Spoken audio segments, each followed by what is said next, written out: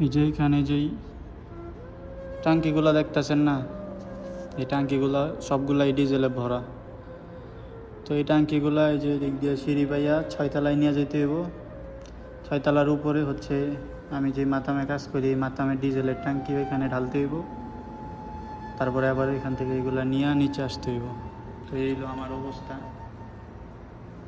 এইমাত্র কয়েকটা ঢাইলা আইলাম, শরীর একেবারে ক্লান্ত, এখন একটু জিরাইতেছি, একটু পরে আবার এগুলা নিয়ে যামু।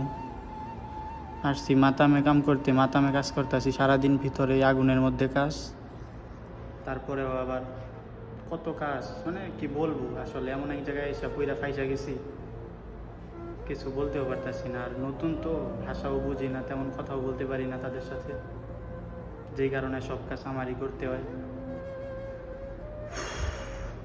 এভাবেই চলতেছে দিনকাল আর কি।